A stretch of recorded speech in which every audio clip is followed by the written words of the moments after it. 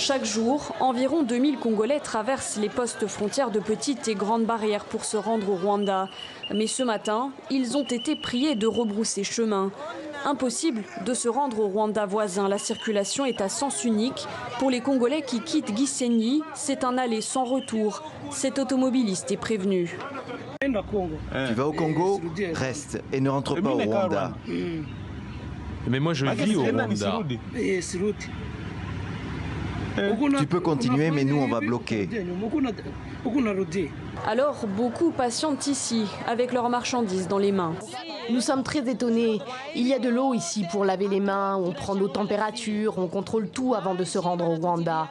Je ne sais pas pourquoi ils nous refusent la traversée aujourd'hui. Ce sont nos autorités qui savent tout ça. Qu'ils partent dialoguer avec les autorités du Rwanda et qu'on nous rouvre la frontière.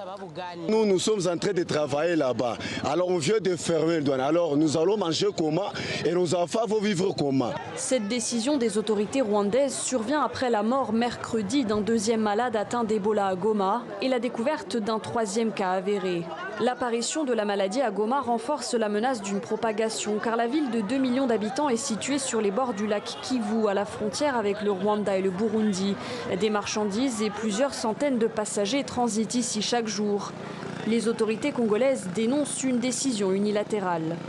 Cette décision porte préjudice à plusieurs Congolais et expatriés qui vivent à Gisenyi mais travaillent à Goma et va à l'encontre de la recommandation de l'Organisation mondiale de la santé. En un an, l'épidémie d'Ebola a tué plus de 1800 personnes en RDC. Le premier cas à Goma a été enregistré le 17 juillet dernier.